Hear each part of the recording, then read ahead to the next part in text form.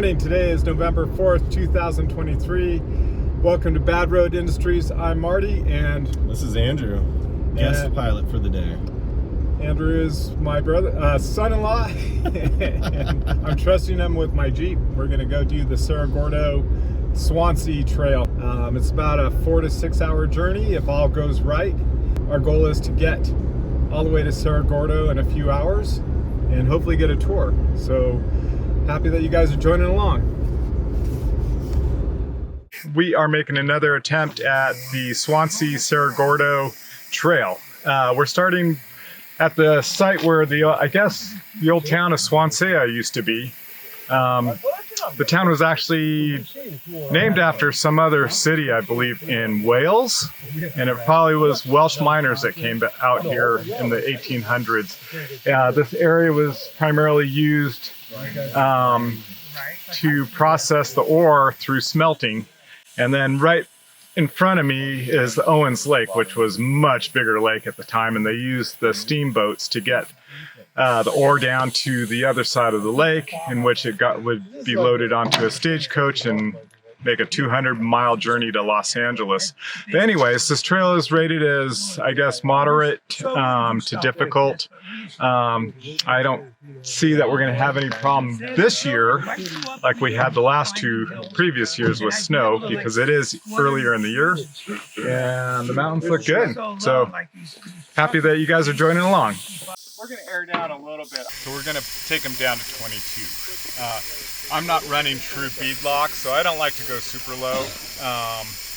If I converted these to beadlocks, I could go down to 12 or 14 or something like that. A little interesting bit of information. There's a sign at the start of the trail that says that there's a pretty significant washout at about 2.5 miles up, and that it's very difficult turnaround. So I don't know if that means that we can't get through, or that we can through strategic means that we can still get through. Looking on Onyx Rough Road, it did say it was passable. I don't know, we'll give it a shot. It's half the fun is figuring it out, right? Yeah, I think so.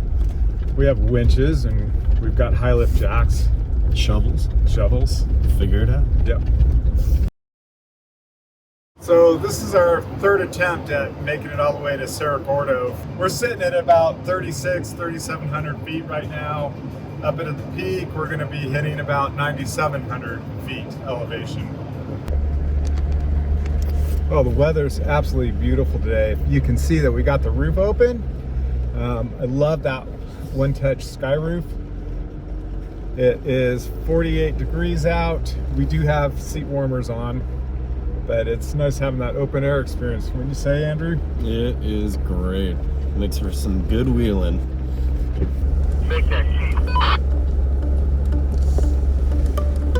Okay, we're coming up to the washout, so we're going to find out. This is the moment of truth, if we can continue on.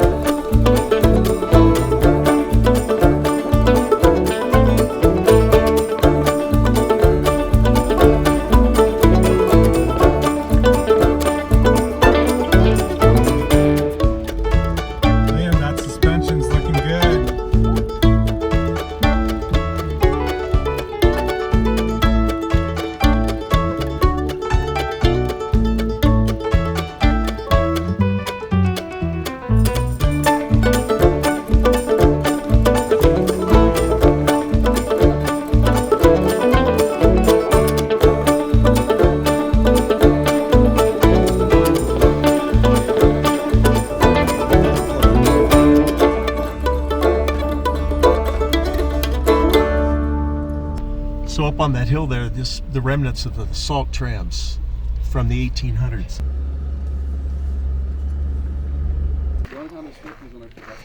So what do you think? It's really fun. As we venture up this relatively easy trail, you'll see that there's so many beautiful views along the way. Right here, we're at about 5,600 feet above the Owens Lake. I don't think I've seen this much water in that lake for decades. 6,200 feet up the Swansea Trail, having a good time.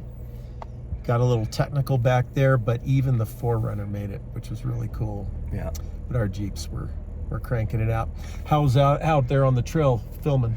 Good. I just, it's a little bit of a workout because I have to run ahead, then run behind, then run ahead. Yeah, get your workout today. That's awesome. Yeah. All right, we're going to be heading up to the salt tram soon, and we'll catch you there. So the trail's a little easy here, so we can talk a little bit about overlanding. So most of the stuff that you've done, Andrew, has been more kind of hardcore rock crawling on the Rubicon.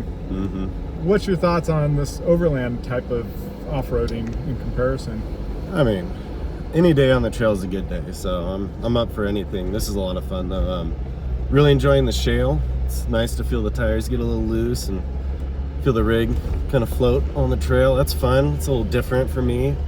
It's quite a bit smoother than when we're crawling. So I did do a little bit of suspension work on this a couple of months ago. I put heavier duty control arms and as well as a track bar. I put 2-inch spacers on the suspension. I'm running basically all stock suspension with the stock 35-inch tires, which I feel are just fine for overland type travel. I did want just a little more ground clearance. I like the way the stock springs ride.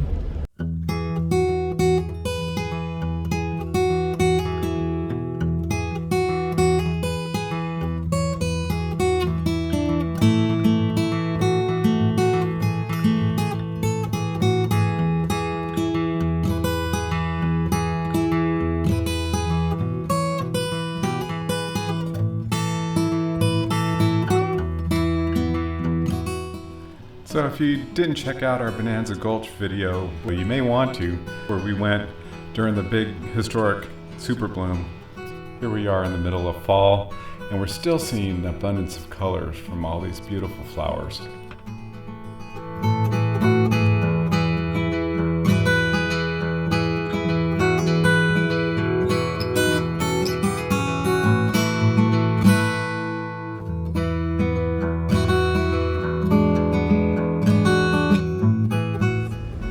Train's really starting to change.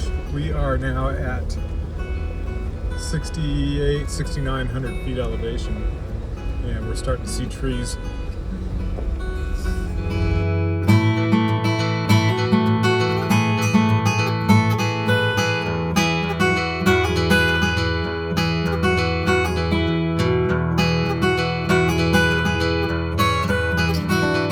Now approaching 7,000 feet, we're climbing into the pinyon pine forests.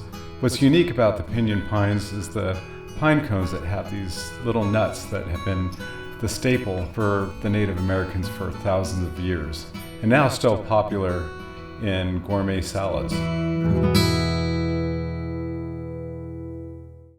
All right, well, tell the guys about your Jeep, Dave. It's a 2022 Extreme Recon 392, mildly upgraded. It's got stock rims and tires, but with true bead lock. I was gonna say, it looks like those bead locks are sitting different than on my Jeep. Yeah, they're true running bead lock. It's got the quick air down tire valves on the thing. It's got some nice rock sliders on the rocker guards. What about the suspension? It's got the Game Changer 3.5 inch. I'm not sure if you can see over here. It's got box reservoir, bypass shocks. It's got the Warren Xeon. How did you get the lettering to match all of your? There's your a gold company, I'll accents? need to look it up, but I actually bought the matching decal for that. They're factory rims, but I had them powder coated. But a lot of people run these tables. you can fold the tables down to Oh, you got the nice one. have lunch. And this is a place when I put the cooler in, there's storage, factory storage under here, but you can't get to it. So this allows you to get into the factory jack and stuff. As we climb up out of the tree line, it reminds me that our other two attempts, this area has been completely covered in snow, making it impassable. I do want to remind you, if you're going to try and do this in the winter, make sure the trail is open. Okay, so we are sitting at about 9250 feet elevation, which puts us right about the peak of our trip. Wow, this view is absolutely beautiful. Yes. What do you think, Andrew? Don't got words. Yeah, Enjoying it. Mountains everywhere, valleys everywhere. It's gorgeous. Now we've reached the summit of the trail at about 9,200 feet, and off to the west, you can see the beautiful Mount Whitney towering at 14,500 feet. And then off to the east is Sailing Valley, nearly 8,000 feet below us. We just summited, and now we are on our way down to the salt trams, and that will be the perfect spot for lunch. If I remember correctly, I think there is some kind of a cabin there and some other buildings that are relics from back in the old mining days. Should be fun to check out.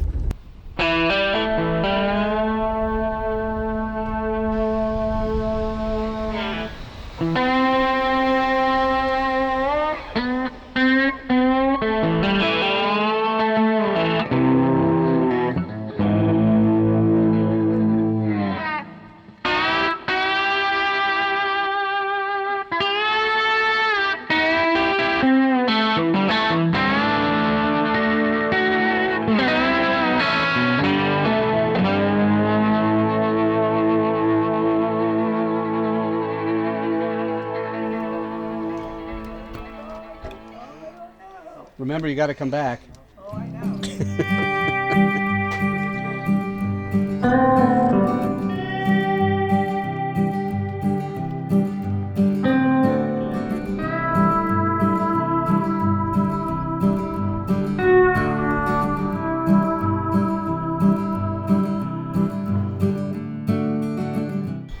So what are we Okay. looking at?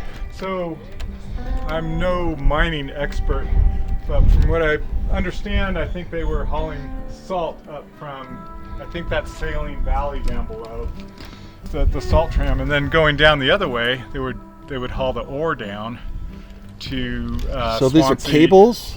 These are cables, yeah.